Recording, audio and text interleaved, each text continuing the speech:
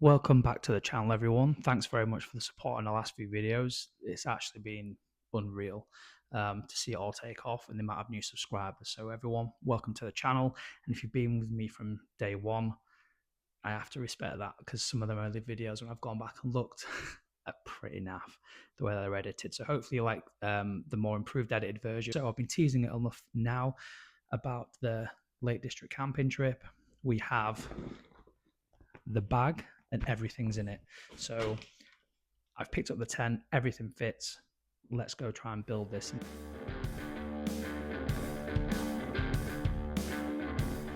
Okay, so the bag that I've gone for is the Oxford Aqua 50. I actually bought the bag from the Sportsbikeshop, and it was, I don't want to say it was expensive, but it was more than I thought the bag would be. And a quick look online, I actually found the same bag but a different colour for quite a lot cheaper. So actually what I did was took the bag back and swapped it out for the cheaper version. I wanted to make sure the bag, one, would fit on the bike, and it does. Two, I could fit the tent in there, the sleeping bag, the mattress, and anything else that I want to carry. That then leaves my Trip Machine Rambler bag as a backpack, pannier, whatever I want to put in there, and then can make use of my Oxford fuel canister as well. So the whole reason for this and to do the camp is that the Lake District from where I live is a bit of a way, at least for me anyway. So what I didn't want to do was kind of rush everything and get out there and get back home within a day.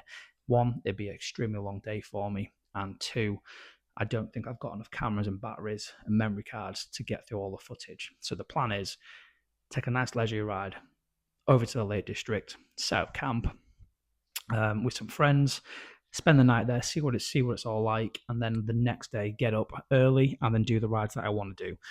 One of those rides specifically is the Rhinos Pass, and the second ride then is going to be Hard Knot Pass. Now I'm aware that obviously it's on the same road, or I think it is, but I'm going to tackle those on the bike and see how it fares up.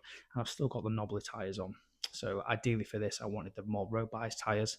I'm going to have to go with the knobblies, but again I'm confident enough in there now that it'll all be fine. This video is all about camping, so let's make sure I've got the right camping gear.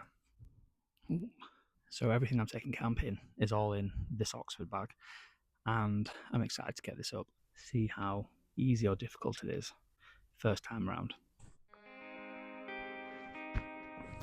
So for those that don't know, I've gone for the Cairns 2 DLX.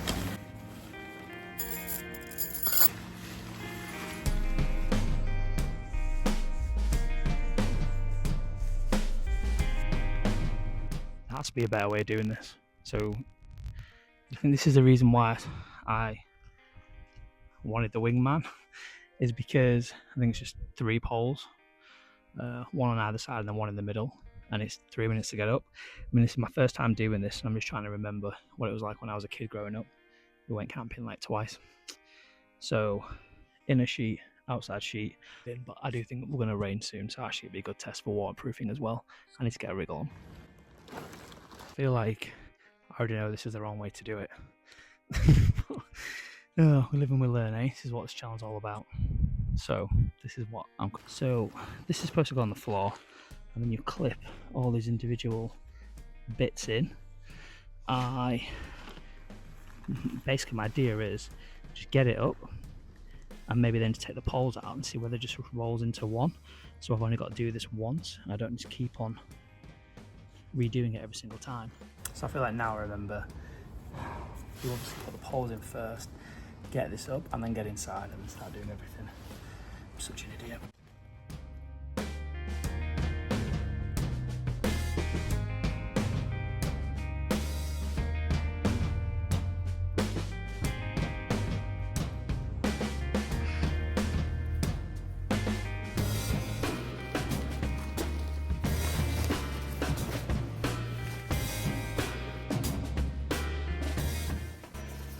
So I have done it right. So there we go. Whew. It is incredibly warm in here, I must say, and it's already getting full of bugs. I just need to sort this bit out.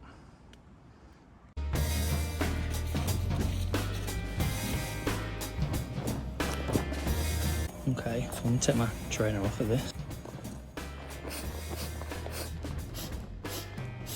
So there we have it. It's got an inflatable pillow on this as well, which saves me packing another pillow.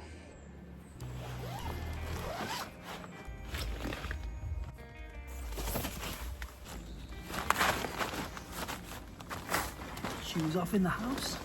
I don't think that was actually too bad, if I'm honest. It took a lot longer than I thought, mainly to get the poles in, so I had to get my wife to come and help me. So if I'm traveling alone, that's going to be a bit of a ball ache. But if I'm not, and I've got people with me, this should go pretty quick. And that is the first attempt. Okay, so walk through the tent. Obviously you can see through there, so there's a little bit of light, but that porch thing I actually really like. There are these little flap things here, which I guess are pretty good to let a little bit more air in. Not big enough to fit a helmet though. It's not a bad, well for me anyway, that's not a bad first attempt. So as you can see, it's supposed to be a two-man tent. I think it's big enough for me, more than big enough. Plan is, so here we go. We have a front porch. All the stuff comes down, pretty spacious for one person. I think two people, you're going to struggle with this, which was one of the biggest things I saw when I was looking online for tents, was that if you're on your own, you're going to be really snug in a one man. So if you can afford it, this is dirt cheap. Get yourself a two man, and that's going to be enough for your luggage and everything. The biggest selling point for me was this extra bit here, and I can just zip this bit up, because if it is raining, then I've got two separate compartments and I don't have to worry about having wet gear at the other end of my tent. There's pockets on the inside. Obviously this is where I'll be sleeping, with a pillow and everything. So I'm not the lightest person in the world, but to sleep in for 1 or 2 nights, it's actually comfier than my normal bed. So there's plenty of room. I'm happy with this. I just need to get better at putting it up and down, as I mentioned before. Porch bit for me is a winner. I like the idea of having 2 separate compartments. So let's talk about it. Camping setup. This tent, price, I think it's about £55, given the discounts and things that I got. The mattress that I got was £20, and it's 10 centimetres, which I was told was the minimum I should be accepting for a decent night's sleep. And the sleeping bag was about 20 quid as well. So all in all, less than 100 quid for all that stuff, which for me is an absolute bargain. The only thing is, I need to get a little bit quicker at setting this up on my own. So a slight change of plan. I did say that I'd swap the Oxford bag out for a cheaper black one. I haven't now. I've changed it for a Sportsbikeshop branded. I think that's what the guy said. It's their own version of the bag. Yeah, packing things down isn't the same as when I've got things in a bag. Yeah, I need to rethink that. So for example, this came in this. That's not going back in there to fit into that Q bag, which is still a 50-litre bag. It's huge because of, 1, it was cheaper. 2, the opening's a lot easier for me to get the tent back in. And what do you guys think? Do you think I should have stuck with the Oxford bag? I think it's a good deal. Whether you would have done anything differently, I think I've already gone against the grain for some of you because I didn't get the Wingman. Again, pros for that, I can definitely see it. So again, when this goes down, it's just going to be so much easier to fit into that Q bag than what it would be to fit into the Oxford bag. It does come with its drawbacks. The drawbacks is there isn't a seat strap compartment with that bag. I've just got the 4 anchor points, which is similar to the Oxford. The other drawback is there's no outside pockets. So if I do any EU tours or anything like that, or need a passport or to try and get anything out quickly, that bag isn't going to be the right bag for it. But the solution to that is